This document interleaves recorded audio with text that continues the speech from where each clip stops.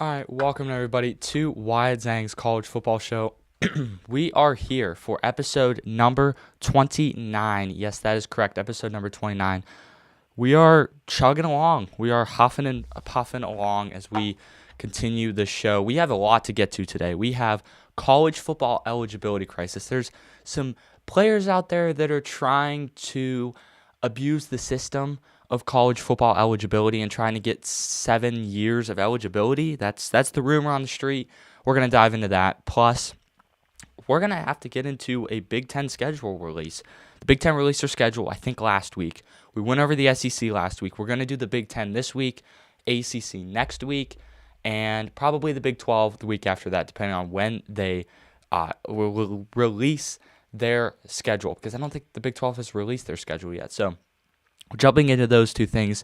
Plus, conference realignment is here. This is prime conference realignment season. We're going to be jumping into that and going over some big moves, honestly. There's some teams transferring conferences, and there's some new FBS teams we're going to be talking about.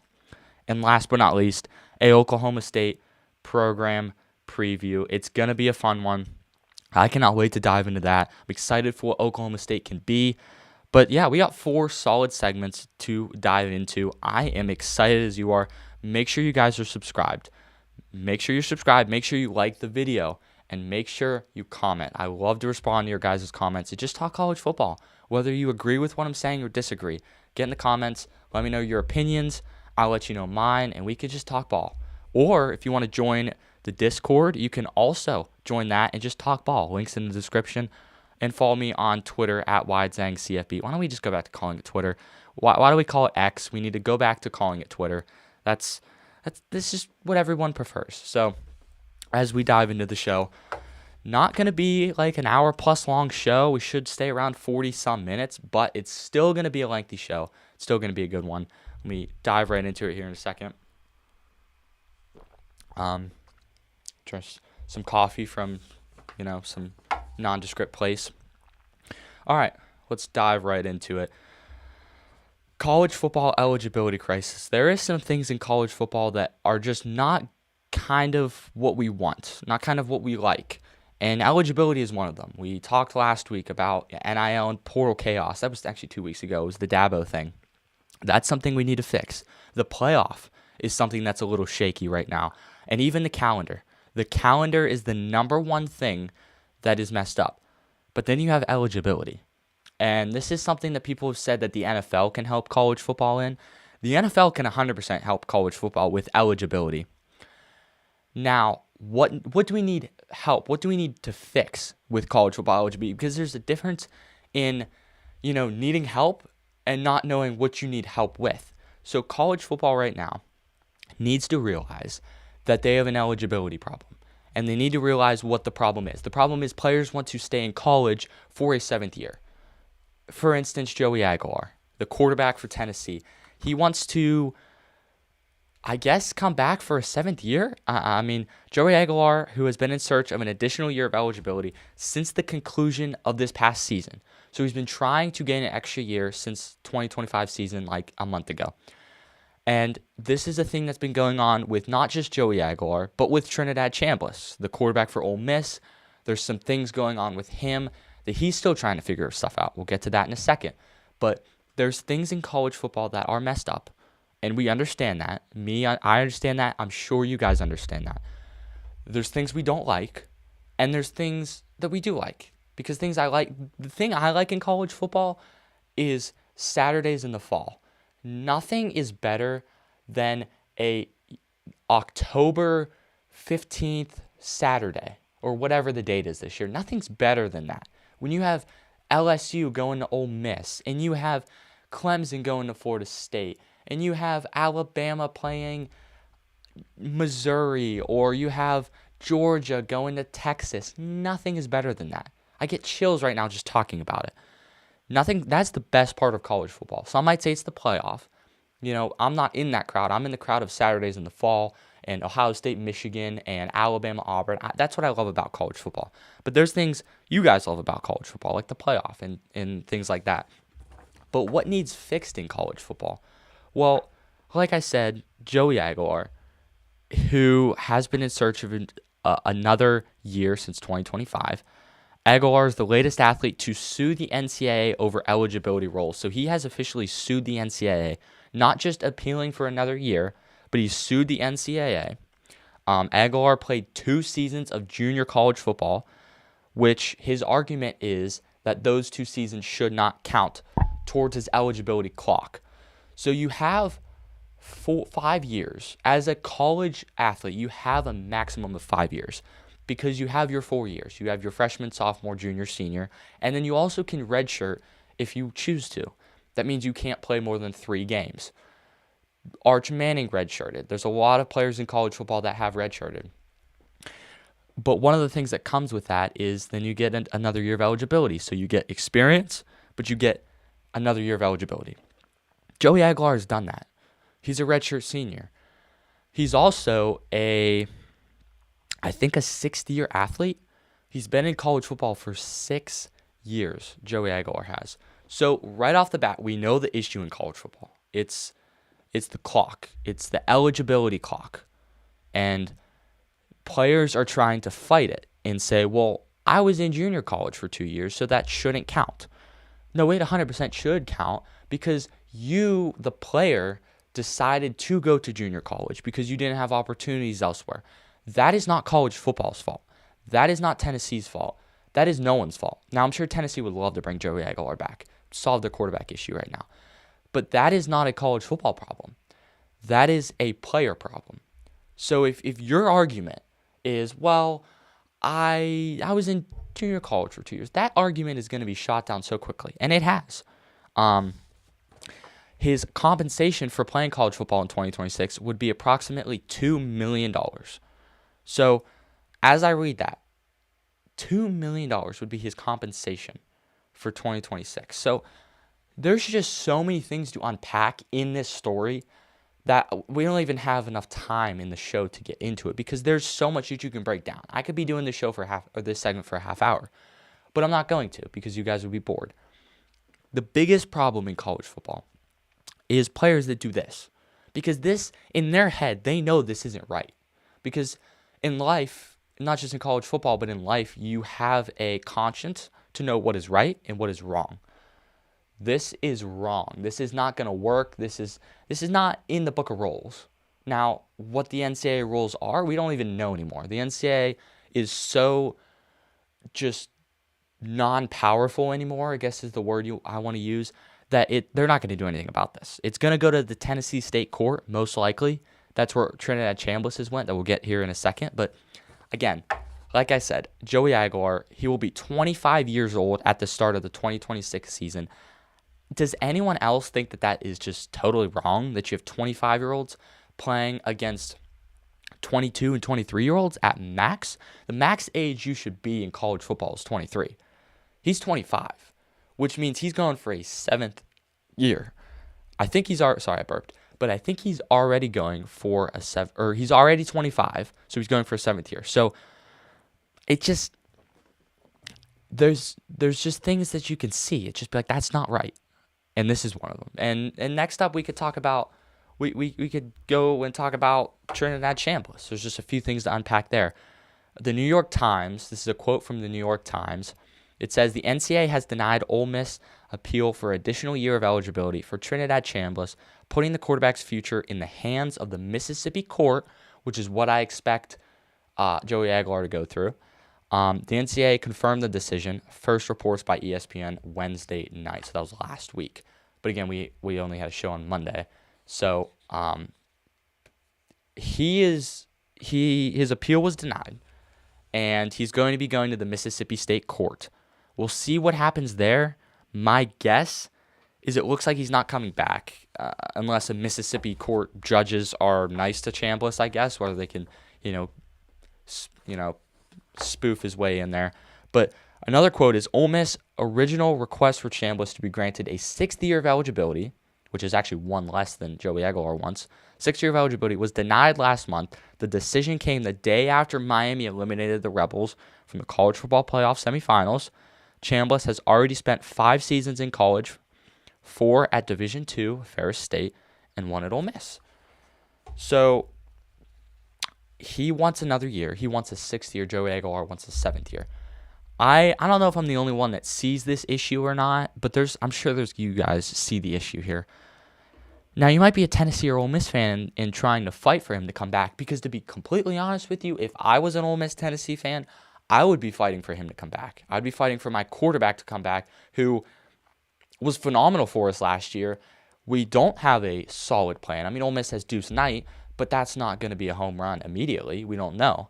And Tennessee is Ryan Staub from Colorado. That's not a quarterback that's probably going to win you a championship or get to the playoff, which is what Tennessee wants to do, is get to the college football playoff. That's not going to cut it. I mean, it could. You could pull Fernando Mendoza and bring a guy in, and he could be phenomenal. We don't know. But just out of a pure guess and pure, experience, is I don't think that that's going to happen. I don't think that Tennessee is going to pull a quarterback from a diamond out of the rough. I don't think Deuce Knight could 100% go off and be a Trinidad Chambliss type. Do we know for certain? No, we don't know. Now, we'll get camp intel soon, and I'll be going over all that. But as of right now, college football has an eligibility problem, and it needs fixed because it's a major issue. And the NFL has said, Roger Goodell has said that the NFL has a good relationship with college football, and there's things that they would want to help them with, but college football has yet to what's the word here I'm trying to think of? College football has yet to ask for help. And that's the problem, is college football, the NCAA has yet to ask for help. Just ask. The NFL knows that college football is where they get their talent from. Their talent is developed, and they get a name for themselves in college. So when college does all the hard work of getting these players recognition, the NFL just takes them into their draft system. I feel like the NFL would do college football a solid. Could kind of need help. Send up the SOS, white flag. We need help. We give up. We need help. So yeah, college football has an eligibility problem, and it needs to be fixed. And I hope it's soon. And for the sake of college football, it needs to be soon. So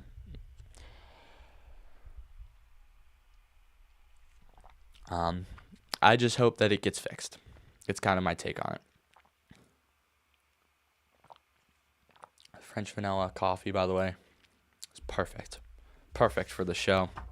There's been sickness going around, so I'm trying to keep the throat perfect. I don't know if you could tell there's a difference in the throat, but we will go through the show. We are not going to miss a show. We only do one show a week right now. We're not missing it. About the one show a week, before we jump into the next segment, I do want to say we do one show per week right now. I'm thinking about maybe adding a Thursday or Friday show and doing 2 shows a week. I don't know. Maybe it won't be every week. Maybe it'll be every once in a while when I see time, when I see fit, to do a show. I don't know if I have enough to talk about, I guess you could say. If I have enough to talk about to do 2 shows. But we will see. We will definitely see. I will be excited to, dive more into that. But yeah, let's jump right into the next segment. It's gonna be another fun one.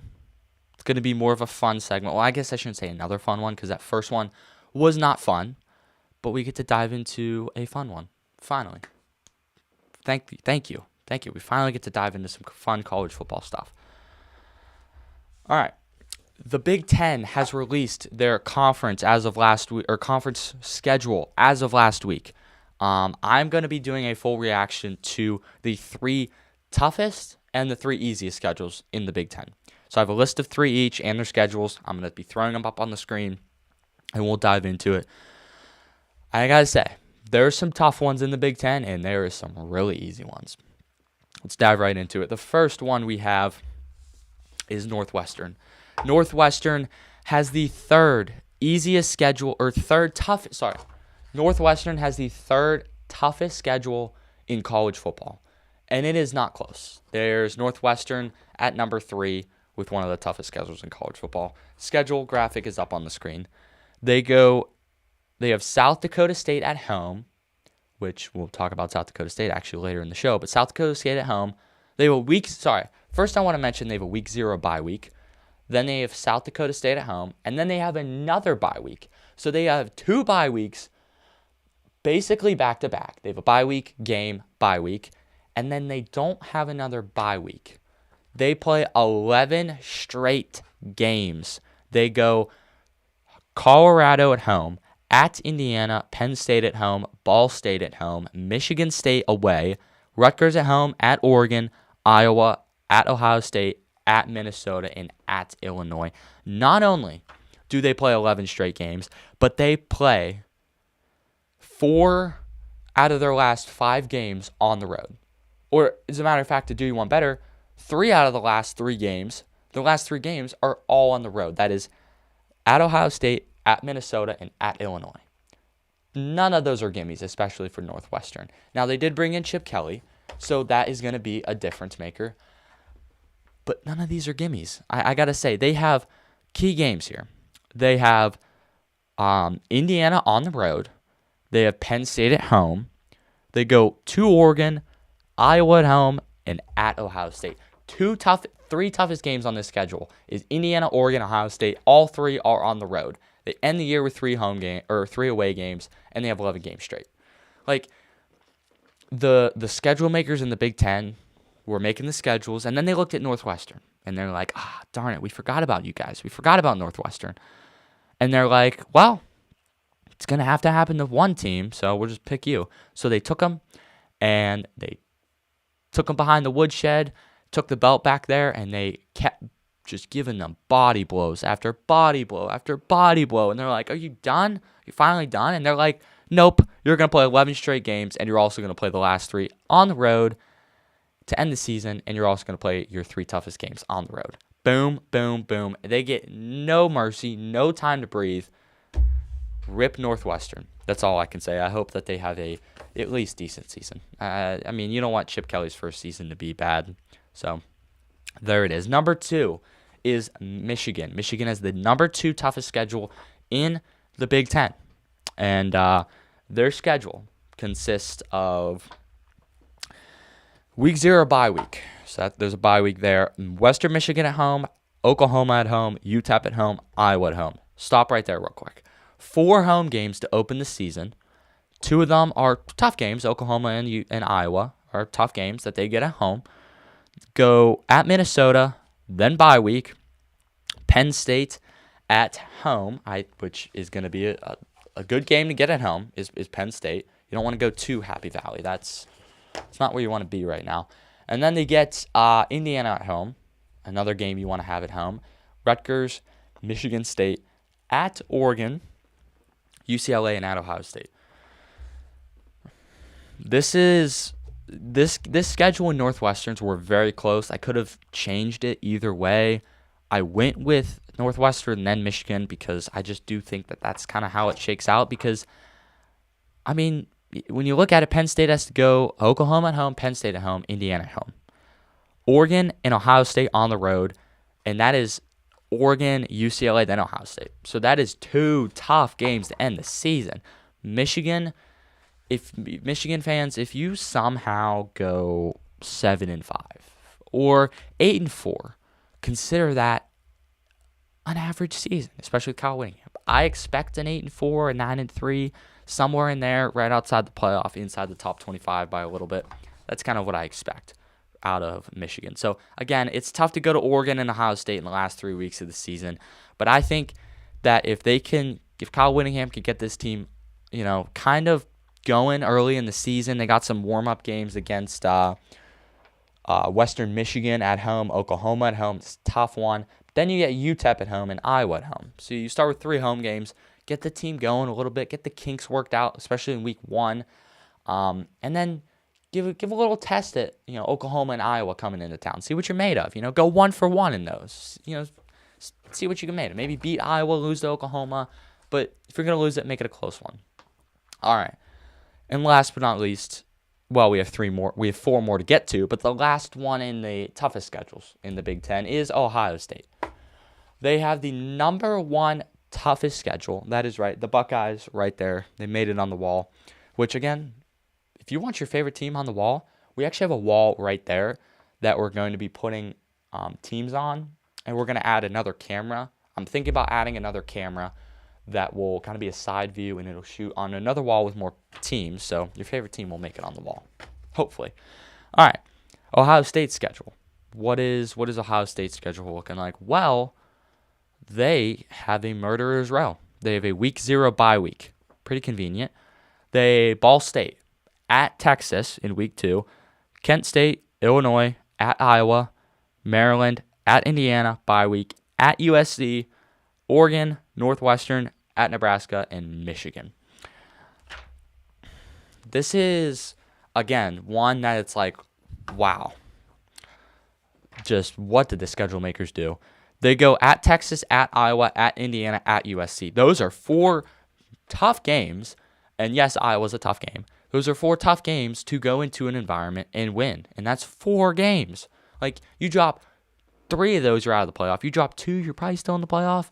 But, man, that's tough. And then you have Oregon and Michigan at home. Not to mention, you have Oregon and Michigan at home. Got to take a drink of water to keep the throat clear. So, you are playing no easy schedule this year. So, Ohio State fans, it's going to be a tough one. They had good bye luck at least. They got a bye week in between Indiana and USC, both games on the road. So, they got good bye luck at least. So, that's something that the schedule makers said, you know what, we'll toss you this bone. We'll give you a little grace. So, Ohio State is probably very glad for that. All right. What are the easiest schedules in the Big Ten? Well, starting at number 3, the third easiest schedule in the Big Ten is Illinois. Illinois, or as some say, Illinois. Illinois is the third easiest schedule in the Big Ten. They have a week 0 bye week. Throw their schedule up here on the screen. They have a week 0 bye week. They have UAB at home. They have Duke at home. They have Southern Illinois at home. Starting this season. All 3 winnable games. They have Ohio State on the road. Okay, that's probably their first loss. Purdue at home. That's probably another win. Michigan State at home. Probably another win, at least this year. We'll see. That'll be a tough game. Bye week. Oregon on the road. Another loss. Maryland on the road. Oregon at home. Probably a loss. Maryland on the road. That is probably a win. You get Nebraska at home. Maybe a win. We'll see. You get UCLA on the road. I still think that they could come out on top. Iowa at home, Northwestern at home. Key games, Ohio State, Oregon. 2 key games, or 2 tough games. So, honestly, you could see a 9-3 Illinois team. You could see a 10-2 Illinois team. I honestly think that they got a shot this year. Illinois got a shot to make some noise this year. So, that'll be a team I will be keeping my eye on because they have a pretty easy schedule, pretty easy road, especially non-conference. They have Duke, UAB, Southern Illinois, all in non-conference. Like, talk about an easy road in non-conference. Number 2 is Minnesota. Sorry, number 2 is Minnesota in the easiest schedules in the Big Ten. I gotta say, they have an easy schedule, even easier than Illinois. You didn't think it could get easier? Well, there's 2 schedules that are easier than Illinois, and popping their schedule up on the screen, here it is. Illinois. They play Eastern Illinois at home. They play Mississippi State at home. They play Akron at home. They go to Washington, probably their first test. They go Michigan at home. They have Purdue on the road, bye week, Iowa at home, Indiana on the road, UCLA at home, Penn State on the road, and Northwestern, and then Wisconsin on the road. So, key games, Michigan, Indiana, and Penn State. They avoid Ohio State and Oregon, the top 2 teams, maybe the top 3, USC. They don't play USC on here. So they avoid the top 3 teams in the conference. So I got to say, I mean, Minnesota really lucked out with their conference, schedule luck. Now, out of conference, Akron, Eastern Illinois, Mississippi State's going to be a test for Minnesota. I don't know what's going to happen there. I'm not even going to try to predict it. I don't like predicting games until we at least know what the rosters are set at. So we're not going to predict that game right now, obviously. All right. And the number 1 easiest schedule in the Big Ten is Penn State. Penn State is the easiest schedule in the Big Ten. And here's why. Penn State's schedule is beyond easy. They have, like I said, the easiest schedule I have ever seen in the Big Ten. Now, when you look at like Notre Dame's schedule, they have an easy one. But I gotta say, Penn State has one of the easiest schedules. I'm looking at it right now. I'm gonna pop it up on the screen here in a second. There it is. Let's dive right in. They have Marshall at home, at Temple, Buffalo, Wisconsin, at Northwestern. 0 tough games yet. 0 tough games. USC at home. Tough game, but they get them at home. So 50-50 ball there. Let's turn the page. What do we got on the second half of the schedule? They got Michigan on the road. Okay, so 2 back-to-back tough games. All right, well, maybe Purdue can get them. Wrong. Bye week after Michigan. Purdue at home, at Washington, Minnesota, Rutgers, at Maryland. They have 2 games, and that is USC and Michigan, and it's a home game against USC. So Penn State, worst case for Penn State is like 9-3. Like, literally worst case for me is 9-3 Penn State. Best case, 11-1. 11-1 is best case. Most likely, I have them at 10-2. That's my most likely case. For Matt Campbell, that is phenomenal in your first year. So those are my toughest and easiest schedules in the Big Ten. Again, it's a very, very interesting layer of schedules in the Big Ten. You have tough ones, you have easy ones. So again, there's a lot to unpack here. There's definitely some easy ones. Like I said, there's definitely some hard ones. Ohio State's one to look out for when you're talking about a hard schedule, and Penn State's one to look out for when you're talking about an easy schedule. So that's my toughest and easiest schedules in the Big Ten. I will be doing the ACC soon and the Big 12 very soon. I'll be excited about those. So, French vanilla coffee hits the spot, especially on the set. Wow. All right. We have 2 more segments to delve into, you could say, to dive into sounds better. I mean, I know it's dive into, but let's delve into this stuff. All right. This is going to be a fun one. Conference wow. Okay, we're going to restart that segment. We totally need to restart that. Okay, here we go. Clear the mind. All right. Conference realignment update. There is a lot going on in conference realignment. There's teams moving. There's teams being added to FBS. One team. We'll get to that in a second here. But yeah, there is a lot happening, and I have to break some news. Breaking news. I know you guys already know this, but breaking news. The Pac-12 is back. One of the best football conferences in college football is the Pac-12. You got the Pac-12 as one of my favorite conferences. You have the old Southwest Conference, which was great. You have the Big Ten SEC. Those are always staples. And then ACC Big 12. And I got to say, I love the Pac-12. The idea of the Pac-12, the champion, just close your eyes and just picture the Pac-12 championship game and everything it meant in that conference. It was so good. It was so good. That is what you love about college football. That is at least what I love about college football. So what's going on in conference realignment is the question. Well, the Pac-12 plans to receive top Mountain West teams into their conference. So, and the top teams are Boise State, Colorado State, Fresno State, San Diego State, Utah State, and Texas State. 1, 2, 3, 4, 5. There's 6 teams. They will be joining Washington State and Oregon State, which the minimum amount of teams that you can have in a conference is 8.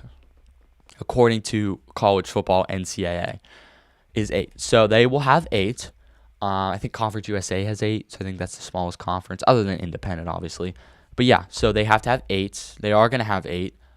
Or are they? They might have 9. Breaking news. As of a few days ago, the North Dakota State Bison are now FBS teams. I've been waiting for this for at least the last year. They're planning to join the Mountain West Conference as the newest member of FBS, and they are doing that in football only. So they are not doing that in basketball, baseball, hockey, whatever. They're only doing it in football. This is only football movement. So what are my thoughts on North Dakota State joining the Mountain West? I got to say, I love it. I love it. And here's why. Because they have dominated FCS ranks for years. They've won 10 of the last 15 FCS championships. That right there tells you that they need to move up. So they're moving up. But are they going to be competitive is the question. Or are you going to see them as a competitive team moving forward? I think you will. I think you're going to see them as a top Mountain West team because I think they have so much momentum going into the FBS ranks. I think that they're going to be such a good team, especially that they can get better talent. So give me North Dakota State in the Mountain West. That sounds like a great combo. A great combo. I love that. And originally I thought they were going to join the Pac-12, but they're joining the Mountain West. If they become good enough, maybe they'll join the Pac-12. I don't know. Or the Big 12. We'll see. But yeah, I am very excited for North Dakota State to join. I think that there's potential there. Now, I don't have their schedule or anything, but we can break them down as a team going into, spring ball and camp intel and all that. We'll break them down as a team. But as of right now, where it stands, I'm excited to see this because I think what this adds is it adds more college football fans. And it's another team to root for because who doesn't want to see North Dakota State good? That's players like Trey Lance came from there, and a lot of decent players in the NFL came from North Dakota State. So they can get talent, but most of all, they can develop talent. So I'm excited to see what they can do, maybe dabble in some NIL, maybe get some top recruits. I'm not saying they're going to go out and fight for 4 and 5 stars, but they can go get some 3 stars. They can go out and get some Fernando Mendoza type players. And I'll be excited to see what they can do there. But like I said, with them joining the conference, I think that just adds another level to college football because you can never, I don't want to say that. You can have too many college football teams in Division I, but I think North Dakota State is a team that needed to be added. Now, you might be saying, well, what about South Dakota State? Are they still going to play? I would assume they would play out of conference, but I do think that rivalry is going to be down now because you have North Dakota State. That's probably going to dominate the rivalry. That'd be my guess, is they're going to dominate the rivalry because they're going to be able to get better players. So, like I said, maybe South Dakota State will eventually join the Mountain West in Division I ranks, but we'll see. But I am excited for this. I think this is kind of what college football needed. I think this is just a big update. Conference realignment, Boise State, Colorado State, Fresno State, San Diego State, Utah State, Texas State, all joining the Pac-12. I think that's going to be a phenomenal league. It's not going to be like anything that's like jumps out at you. It's not going to be, like what the Big Ten and SEC are, or even the ACC Big 12, but it's going to be a competitive league. You can look at it as a newer league. So take like Conference USA, they're a newer type league. It's going to be a competitive league. Now, it's not going to be, you're not going to have phenomenal, exceptional players in there. I mean, you're going to have players like Boise and Colorado and even San Diego State, Utah State. Fresno State's not horrible. They're decent some years. And Texas State's a fun team. There's going to be teams in there that are going to be able to get some talent. But most of all, it just adds another depth. And like I said, who doesn't want to see the Pac-12 back? I'm all for it. Can't wait. I'm so glad for this conference realignment. I'm all for it. Now, normally I'm not for conference realignment. I'm not for playoff expansion. I'm not an expansionist. But I am for this realignment because it brings back what was good in college football. Most of the time in college football, when we take a step forward and it's a bad step forward, we never take that step backward to go back to the good. Like college football playoff, we're never going to go backwards in the amount of teams. We're only going to go forwards, which in my opinion is not a good thing. But where college football stands right now with conference affiliation, it makes sense right now. Now, except for Stanford and Cal playing in the ACC when you could see the Pacific Ocean and they play teams that can see the Atlantic Ocean, that makes no sense. But again, bringing the Pac-12 back makes sense. So I just think it's going to be good for all around college football, and I cannot wait to see North Dakota State in the Mountain West as well. So that's my full conference realignment update. Yeah, it's a fun one. It's a fun segment to break down. I do think South Dakota State will eventually join. I just think they haven't done enough in that, in the conference, in Division II or FCS to earn their path to Division I, but they'll get there. I keep saying Division I. I need to say FCS to FBS. All right, well, we got one segment left, and that is Oklahoma State's program check. We are humming through the show. It's a fun show. It's a fun show. All right. We got nothing else to do than jump into it. Again, it's going to be a quicker show. We'll probably, how much time, we've done 35 minutes into the show. So it's probably going to be a quicker show, but hey, we'll get through it. We're getting through it at a pace. We're probably going to be around a little over 40 minutes, around the 40-minute mark. Let's jump right into one of my favorite segments I was planning to do. Oklahoma State program check. Where is Oklahoma State as a program as of right now, today, this second, this minute? Where are they? Well, I got to say, they are bringing in a new head coach, Eric Morris, former North Texas head coach. North Texas was phenomenal this past year. This close to making the college football playoff and probably getting their heads banged in by Ole Miss, but still, phenomenal G5 team, bringing in head coach Eric Morris. And not only are they bringing in the head coach, they're pulling a Penn State to Iowa State. They're bringing in Eric Morris, the head coach. They're bringing in a lot of North Texas players, too. I didn't even have time to put a full list together of how many North Texas players are joining the Oklahoma State Cowboys, but I gotta say, what a mascot, too. Like, look at that. What a mascot. What a field. What a program. I mean, as we're scrolling through these B-roll pictures, if you're listening on podcast, you're missing out. That's why it pays to join, but I appreciate you, or to watch the show, but I appreciate you guys on podcast listening. But look at all this. This is just, who doesn't want to see this brand good again? Also, we need to bring back Bedlam, Oklahoma State, Oklahoma. Just had to throw that in there. We need to bring that back. So, yeah.